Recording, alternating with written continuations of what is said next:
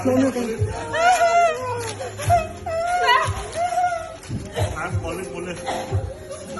Police.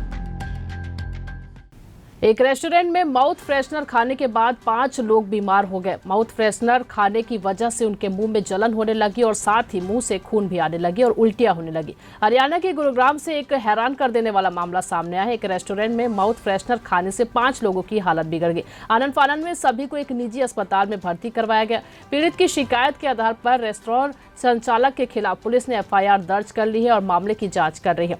दरअसल अंकित कुमार नाम का शख्स अपनी पत्नी और दोस्तों के साथ पार्टी के लिए खेड़गी दौला सेक्टर 90 के लाफा रेस्टोरेंट में गया था। खाना खाने के बाद रेस्टोरेंट स्टाफ ने उन्हें माउथ फ्रेशनर ऑफर किया। आरोप है कि जैसे ही उन लोगों ने माउथ फ्रेशनर खाया उनकी हालत बिगड़ने लगे। देखते ही देखते मुंह से खून निकलने लगा, मगर रेस्टोरेंट चालक और स्टाफ वहीं खड़ा होकर ये सब देखते रहा। इसके बाद अंकित ने गुरुग्राम पुलिस को इसकी जानकारी दी और पुलिस की एक टीम मौके पर पहुंची। सभी को अस्पताल ले जाया गया।